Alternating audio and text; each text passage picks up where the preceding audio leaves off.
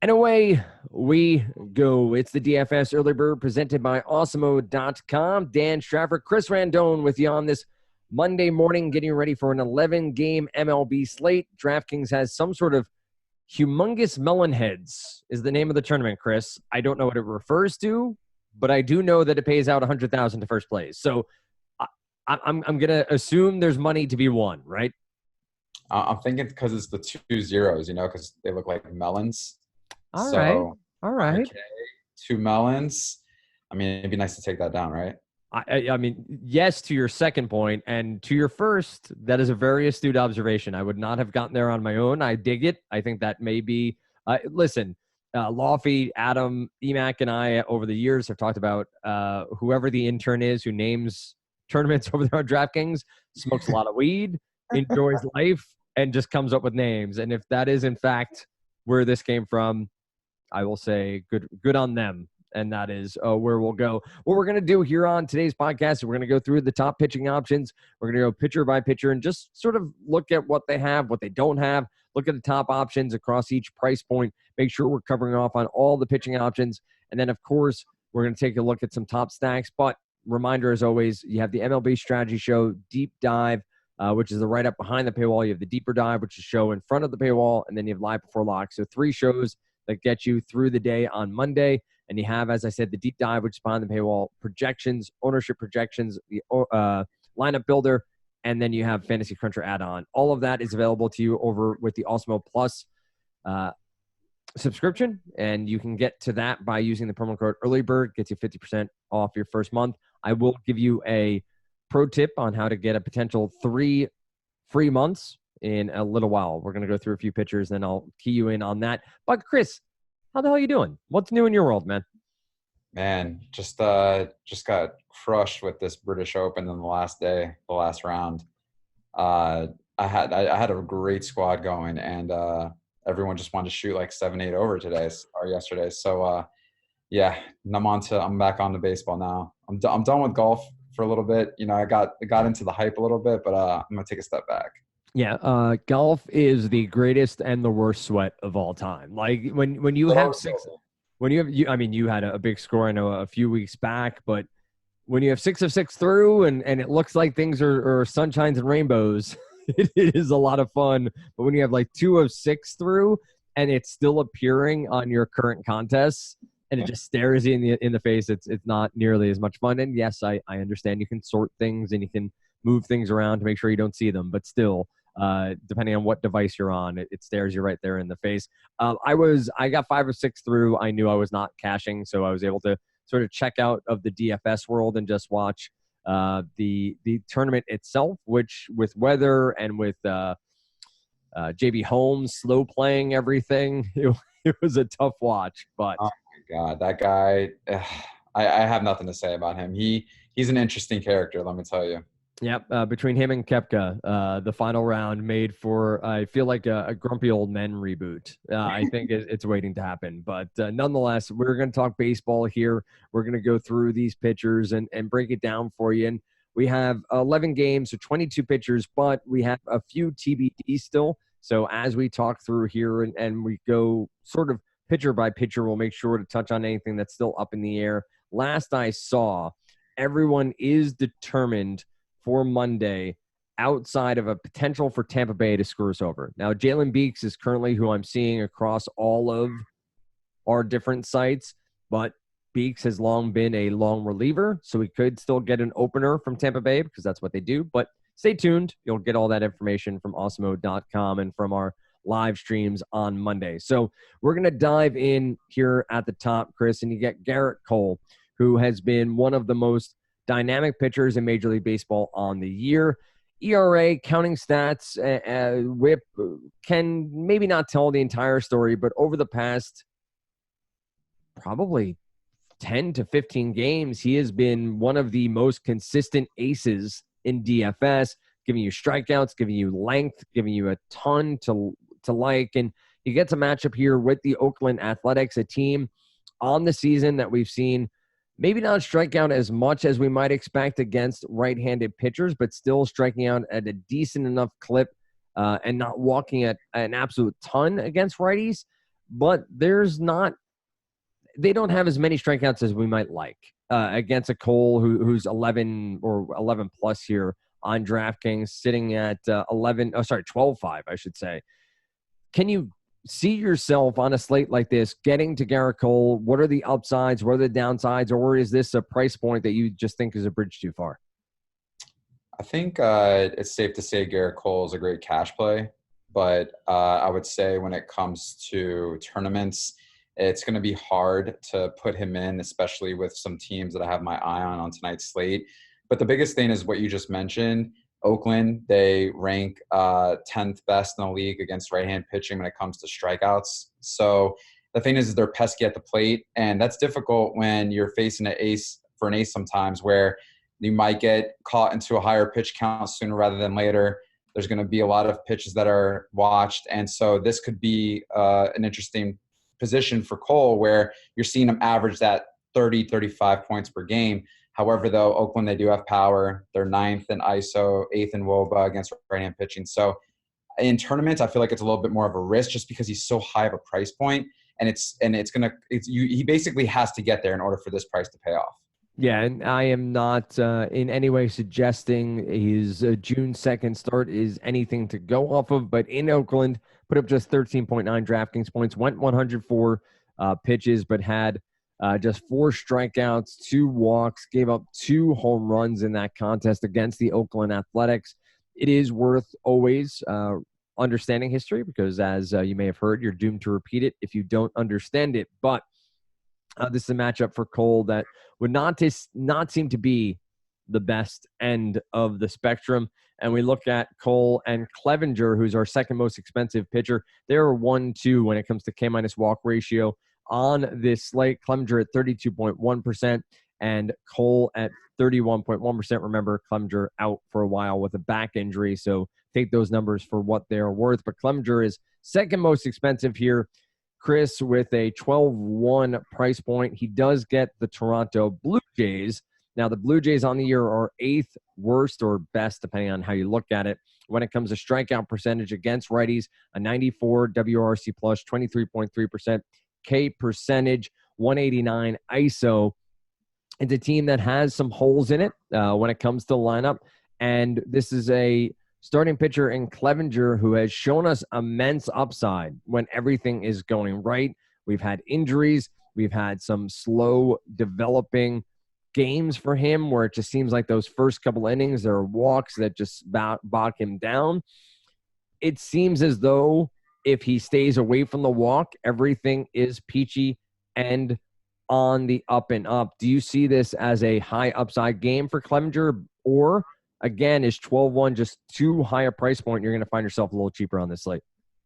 I think it's a high upside game, but his price is also high up there. So if I'm going to roster Clevinger, or if I'm wanting to roster Clevinger in a tournament, I might as well just go to Cole because I feel like Cole is just more of the guaranteed deal. And also, I know it's a short sample size, but the reverse splits are there for Clevinger on the year so far against home and being on the road. And I mean, for me personally, I could see myself rostering him in cash, but for tournaments, the price point is just really high, and it's just not an area that I want to attack.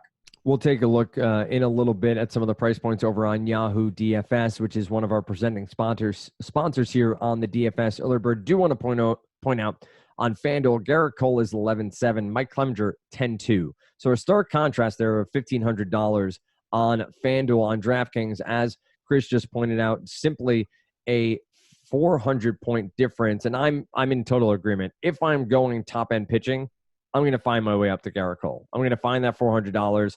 I like Clevinger as a pitcher. I like him in Major League Baseball. I like him in season long. But on this slate, I'd much rather find my way to Cole. And I get it. Oakland doesn't strike out nearly as much as Toronto may do. But I do think Cole is the surer thing here. Robbie Ray gets Baltimore. Eduardo Rodriguez against Tampa Bay. Those are our two 10-plus pitchers yet to talk about. Now, Robbie Ray is one of those arms that I think carries a little bit of question marks with him simply, Chris, because of this walk ratio. It's been a bugaboo for him that has stuck with him all season long. It's been one that's been there before coming into the year. He's 11-4 against the Baltimore Orioles. This is honestly a strictly no-go for me. Are you in on Robbie Ray at all here, or do you feel like this is just simply too high a price point against a team that, yes, has had its struggles, but has shown some signs of life at the dish? Yeah, I agree with you. I think the price is he's just priced way too high. 11-4 is, I mean, that's Clevenger and Cole status, almost. So, I mean, and it's like you said, there are some warning signs with him. He does walk a lot of people. He puts men on base. And, I mean, for me personally, I just don't think it's worth the risk at 11.4. At that point, I'm either trying to pivot up to Clevenger, or maybe we could pivot down a little bit to Sonny Gray, who we'll probably get into here shortly against the Brewers. Yep. Sonny Gray is a name that I often like talking about here on the podcast. We'll get to him momentarily as we go through price points. Again, looking at FanDuel, very similar, as Robbie Ray is 9.6 on FanDuel. So our top three pitchers on the two major sites, FanDuel and DraftKings, are mirror images of one another. Eduardo Rodriguez against Tampa Bay. I get that Tampa Bay has been very solid this year. This is also a team, though, when at home, I don't mind checking a box and making sure I'm looking at everything and understanding exactly what the pitcher from the road team has to offer, simply because it's a park that I like to have pitchers in. We know that it's a very much a pitcher's park down there in Tampa Bay, but this is a Tampa Bay team against lefties that is middle of the road from strikeouts, above middle of the road when it comes to WRC+. ISO is right there in the middle again. Eduardo Rodriguez probably doesn't have enough upside for me here, plus 10K. Any interest, or is this simply let's forget about Rodriguez and find our way to Sonny Gray? So this is interesting because I am apprehensive on the price, but Tampa Bay, second worst in the league at home versus lefties with a 27.2 K rate, and then second worst ISO in the league. So when there's two variables that you look at when it comes to a pitching matchup is, does the team have power and are they striking out a lot, which are two big key components. And they both hit those things for Eduardo Perez. The only thing that I hate is that he's 10-9. I mean, it's 11,000 basically. If he was in the 9,000s, I would love this way more. But it doesn't mean that I'm not going to roster him because I do like him. It's just I got to find ways to fit him in because I do like the matchup, and I do think that this suits him, especially in that ballpark.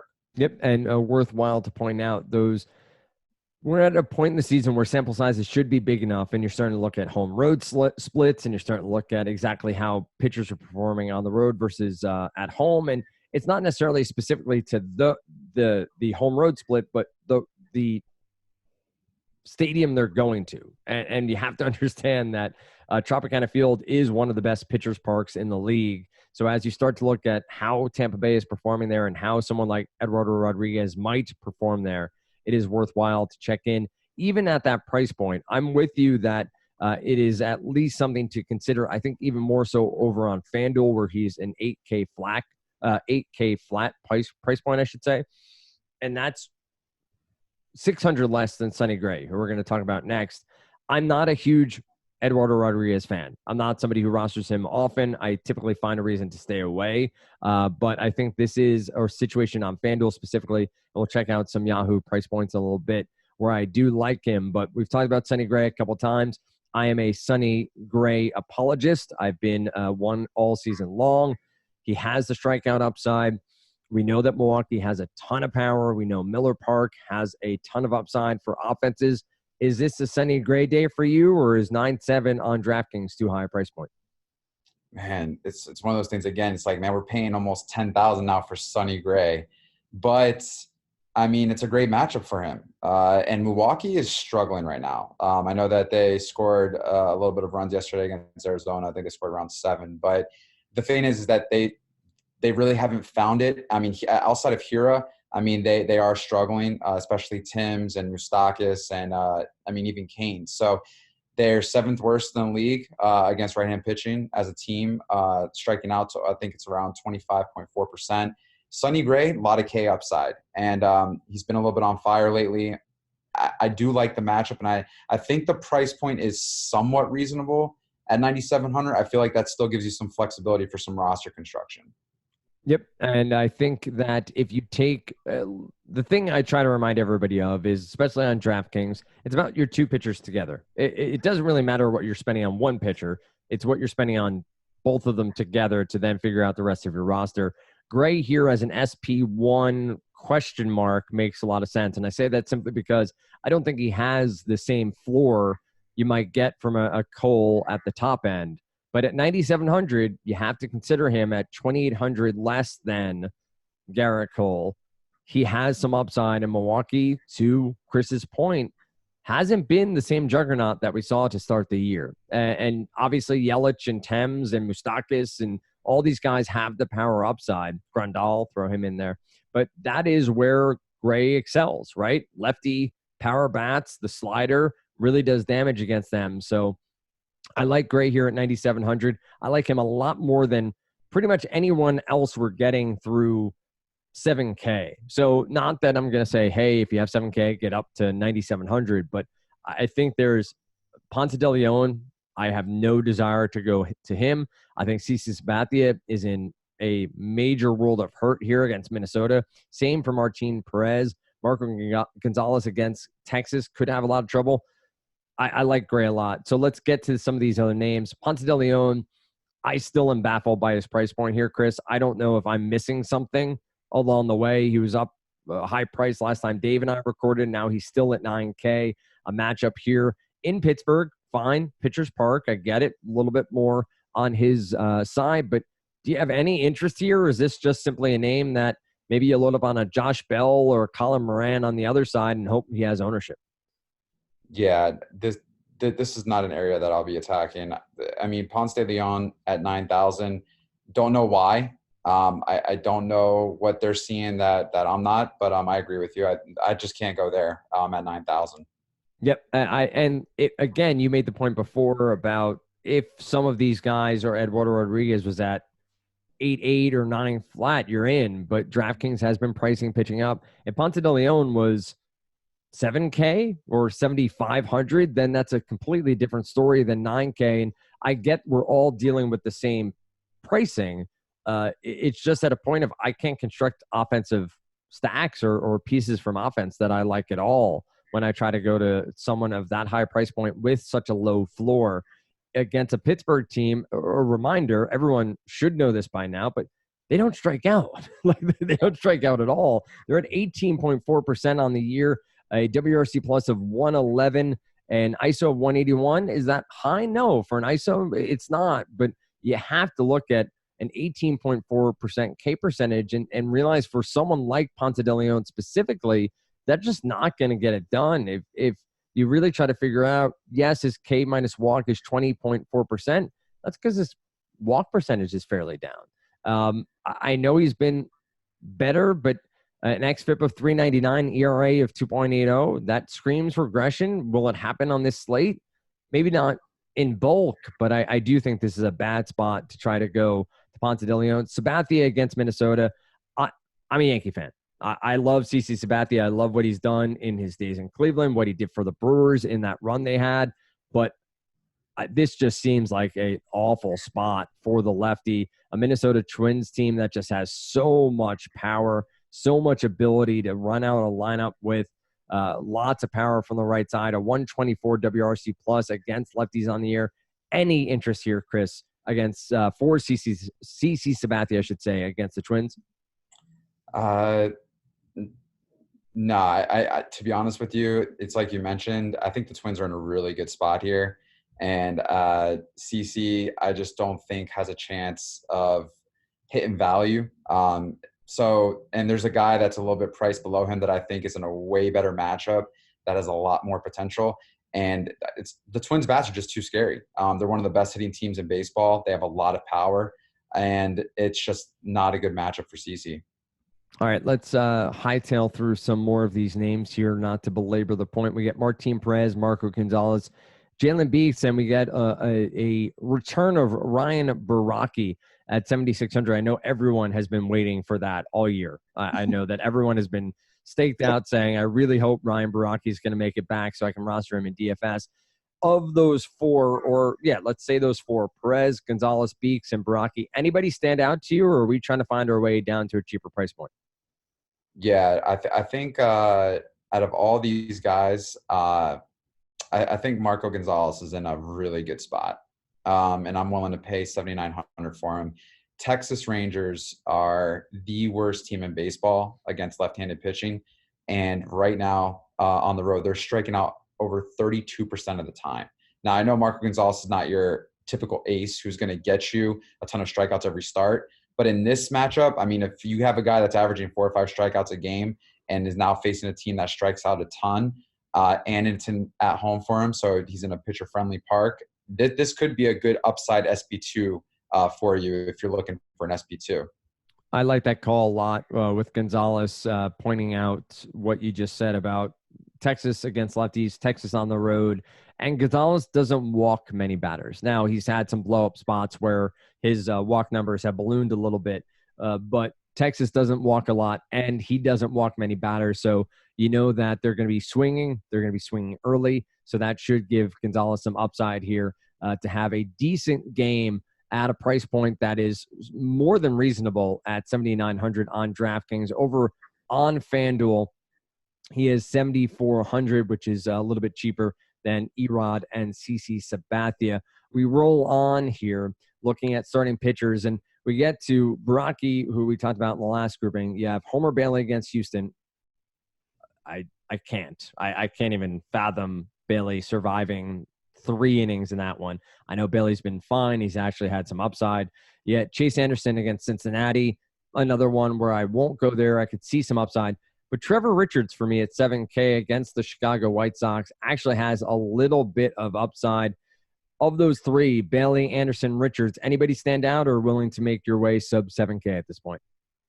Yeah, I think Richards is in a really good spot here. Chicago White Sox, they're the 3rd worst team, or striking over 25% against right-handed pitching. But the thing about Richards, too, is that he keeps the ball in control and keeps the ball kind of down, not a lot of pop-ups. And there's not a lot of power to really be scared of outside of Moncada and Abreu and maybe McCann in the lineup.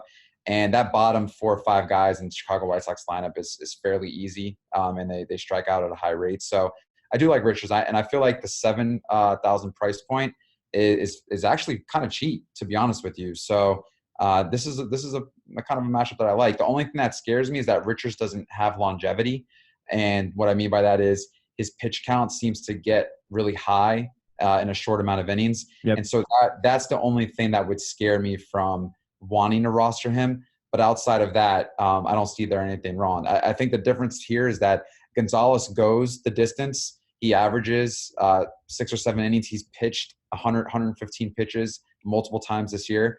But Richards seems to just die out after that 4th or 5th inning, and that's the only thing that would concern me. Yeah, I think that's a great point and something to consider here. You look at FanDuel specifically where you're trying to get that quality start and the win. Richards may not have as much longevity as you'd like. He is 6,200, tied with Trevor Williams, another name we'll talk about momentarily over there on DraftKings. I think it's a very excellent point here to consider at least a little bit about the longevity Richards might bring to the table. But I think between Richards and the aforementioned Trevor Williams, we might have some price point savings here on DraftKings. Sub 7K, we're going to start to get into some names that we will stack against, obviously. But Trevor Richards is 7K flat. Then you have Alec Mills, Trevor Williams. Ivan Nova is against Miami at 4,800. So we drop precipitously, a big drop from 65 to 4,800. And then we have the rest of the way. So let's talk about these 2 names, sub 7K, but higher than our bargain basement options. Alec Mills in San Francisco. We've talked about many times over how great a park Oracle Park is to pitch at. And then Trevor Williams against a St. Louis team that has been struggling mightily at 6,500. Either of these 2 names on your radar at all, Chris?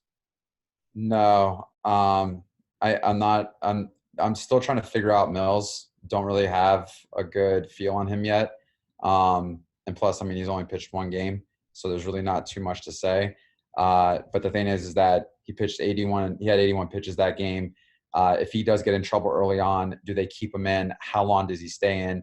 Those are the things that concern me the most when it comes to rostering these unknowns that you don't really have a good feel on.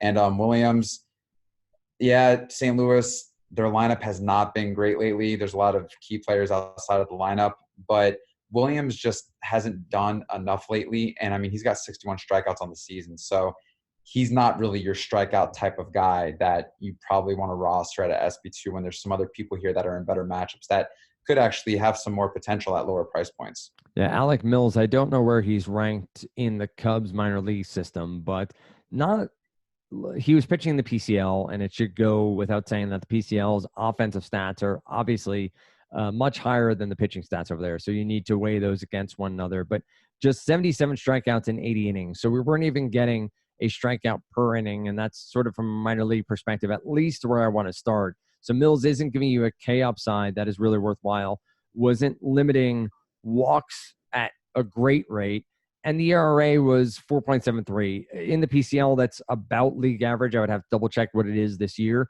but it doesn't provide a ton of upside here for the Cubs, and I think that's some astute observations too of just how much do we get from him as the Cubs try to just pound out some wins, try to make some hay there in the NL Central, especially when playing in San Francisco. And Williams, to your point, has had struggles as well. I want to go bargain basement shopping here, Chris. Anybody worthwhile? Is there an Ivan Nova potential here against the Marlins at 4,800, or all of these cheap options off the radar for you? I mean, I know it's Ivan Nova, and I know he has a 14.8 K rate on the season, but I mean, he's 4,800, and he's going up against the Marlins, who are just not the best of offenses in the league, and they do strike out a lot, 7th worst in the league against right-hand pitching. Can he perform and get you value? I think so in this matchup. At 4,800, I think the possibility is there. It's just, can he keep the ball inside the field? And I like it. To be honest with you, once Osmo's ownership projections come out, I think Ivan Nova might be one of the highest owned pitchers, if not the highest owned on tonight's slate. I think that's a reasonable guess, to be quite honest. With the price point and the matchup, it wouldn't be too shocking to see people flock to him, at least early projections. Now, I will make sure to let everybody know there's the initial projection when it comes to ownership projections. And then as lineups come out, you'll want to check back if you are a Awesemo member. So don't think that first projection, I think usually out around 11 in the morning, is the end all be all. It gets adjusted throughout the day. And you have seen we've been giving away some of this stuff for free on the weekends or specific days. So if you are not a member and you see some of this stuff, you want to check back often. You don't want to just take that first glance as what the number will be throughout the day. But I think you're spot on, Chris. I think Nova's going to carry a bit of ownership here, even on 11-game slate, just because of that price point and the matchup. There's no one else down here cheap-wise I'm into. Anybody that you want to flag, or is this simply too much of the bottom end of the barrel when it comes to starting pitching? I think you're going to see people flirt with Eric Freddie. I think strictly because Colorado is the 4th highest strikeout team in the majors against right-hand pitching on the road. So, I mean, looking at this, Freddie can get you strikeouts. The thing is it's the Rockies, and they have a potent offense. Probably not the best of matchups for Eric Freddie, but I think that people will flirt with that Nova Freddie combo and probably pair them with Gerrit Cole or Clevenger in a lot of tournaments. I think you're going to see a lot of those pairings because of how cheap they are and how good the matchup is as far as a strikeout potential upside.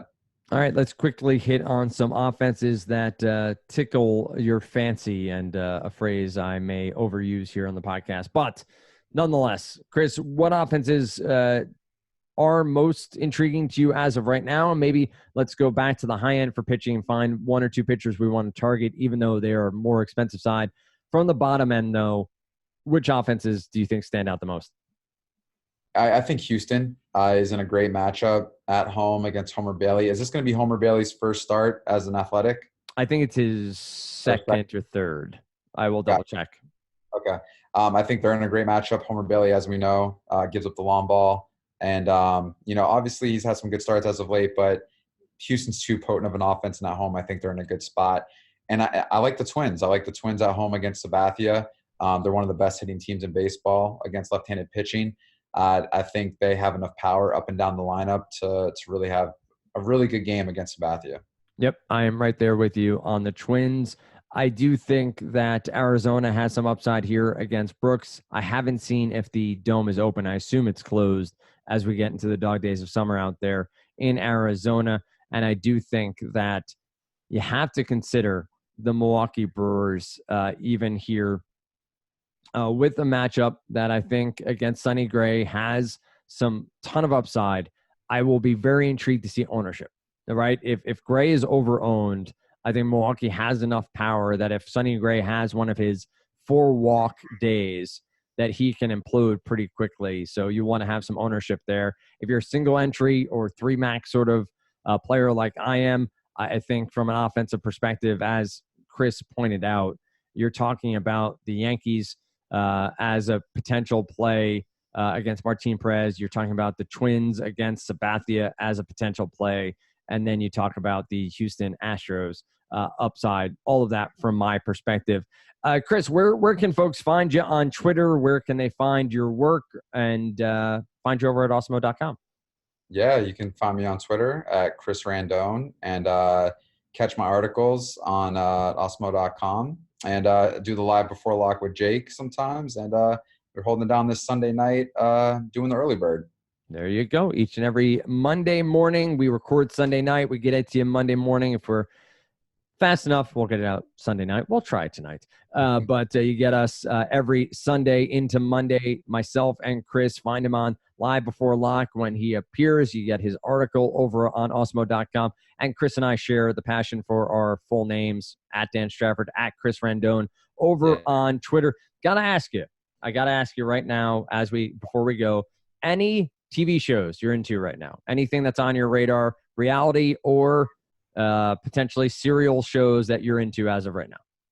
So I haven't gotten to Stranger Things yet. I think this might be the time. I think it is, yeah.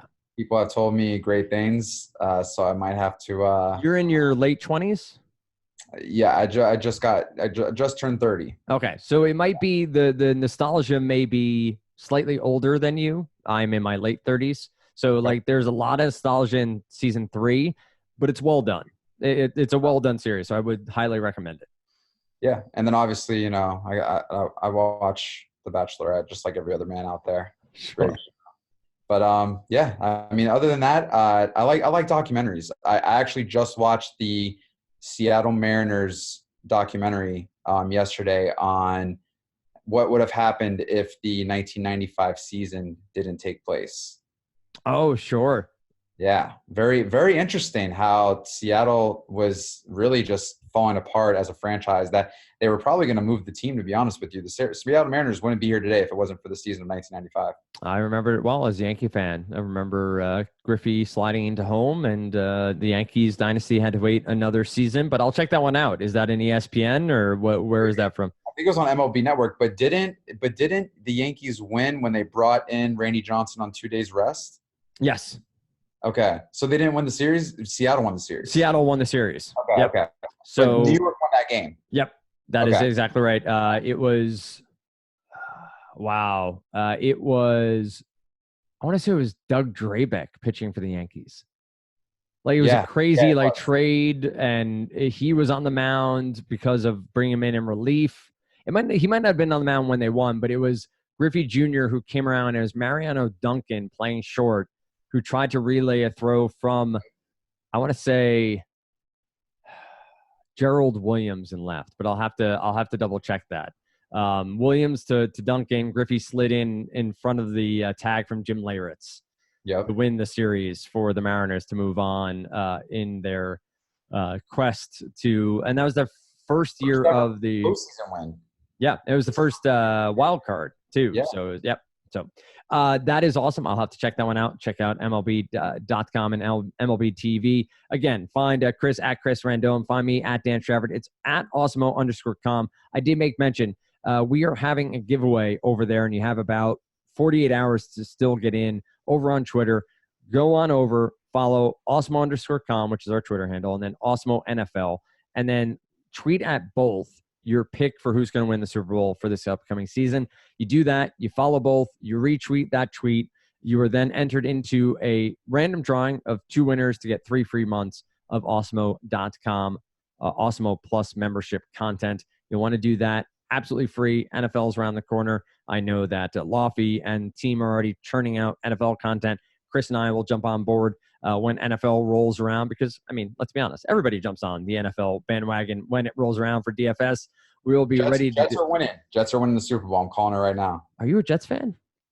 Diehard Jets fan. Oh, Chris, we got to commiserate. I, too, am a Jets fan. So this is going to – I'm not going to lie. There's some promising outlook. This is going to get ugly for our listeners come NFL season if this continues. Listen, I'm excited, man. I'm not going to lie. I'm with you. I have somewhat – I live in New England now, though. So it is a whole different animal when it comes to that. But – with that said, best of luck on Monday. You get EMAC, you get Adam. Tuesday morning, Lofty and I are with you on Wednesday right here on the DFS Early Bird presented by Osmo.com.